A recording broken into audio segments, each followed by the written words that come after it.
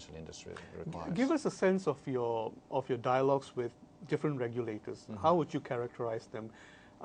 What's in essence your dialogue with the European regulators, and how's that different from the American regulators?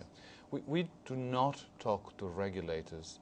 What we do talk to is to the supervision side, so people who implement systems that require our participation. So we see them really as a customer set.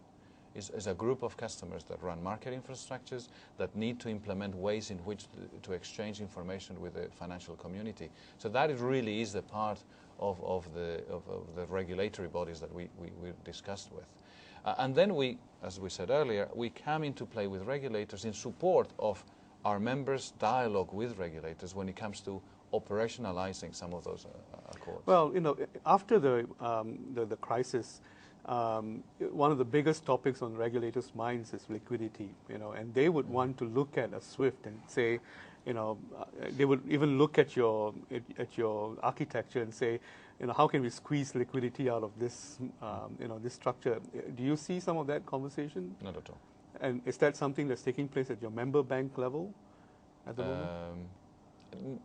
I'm not aware of that. I think yes, in terms of each institution separately, possibly. But every market, go to New York, go to London, go to Hong Kong, they look at liquidity their own way, and that's part of the problem. That those pools of liquidity are governed, if you wish, in national basis when we know that they are interconnected, and that is where international regulation and international discussions should happen. There is no one within SWIFT looking at pools of liquidity, and that's very interesting. Tell us a little bit about the technologies challenges that you see in your business, and what are topmost on your mind in terms of how technology is changing and how SWIFT will need to change with that. Right.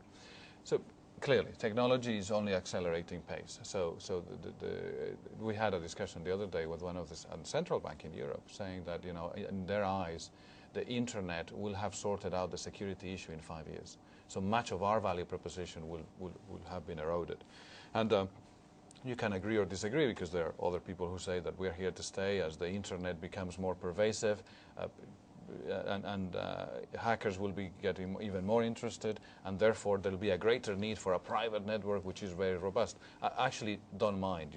I could defend both cases. What is clear, we internally are looking at technology as an enabler to make sure that our services evolve to create more value and to reduce cost. So, and here in Sibos, you've seen the InnoTrive forum is all about really reaching out to technology to see whether they have some of the components that sort out financial services issues. And that's a very interesting debate that I'm following very closely. Well, but technology can also mean sudden death to SWIFT, because a lot of the innovations taking place are being generated by private companies, little organizations on the sideline of what you provide.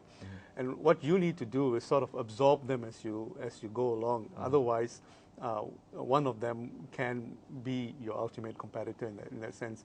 And that is why, I would like to ask you about, this mutualized structure that you have, and the fact that a lot of the technology you invest in it yourself rather than work with technology partners and let them, test and try it before you take it on board.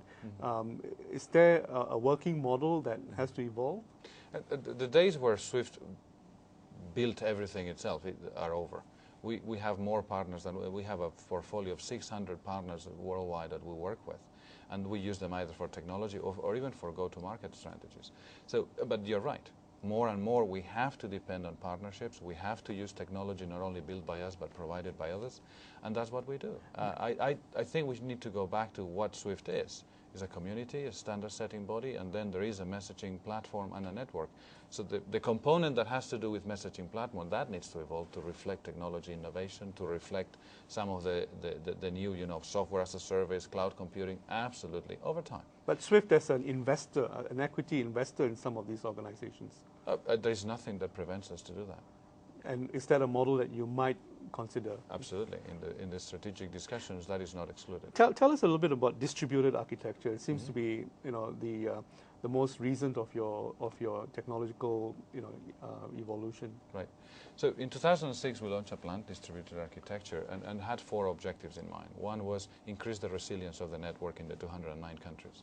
The second was increasing the reliability of the section. So increasing resilience, increasing capacity, excuse me. The third one was to make ourselves more commercially appealing in domestic markets. And the fourth one was complying with data privacy regulations in many countries. So those were the 4. Distributed architecture phase 1 is going to be delivered within a few weeks from now, ahead of schedule, ahead of budget. And we will then have achieved the 4 objectives. And that is being recognized by our members as the right thing to do. And so that talks to our role in the community in terms of enabling and ensuring that services are resilient. And now that the market's coming back, yes. I noticed that your securities transactions have gone up to the roof, and the others will, I'm sure, pick up as you go along. What are the priorities that you've set for yourself? The priorities for us is efficiency, number 1, and second is the strategic review. Those are the 2. Short term, make sure we are robust, that we can scale, that we come out of this crisis even more stronger than we were before and with a lower cost base. And second, an ambitious strategy that really guides our actions so we can focus in a few instead of in too many. Lazaro Campos, thank you very much for speaking to us today. It was a pleasure. Thank you very much.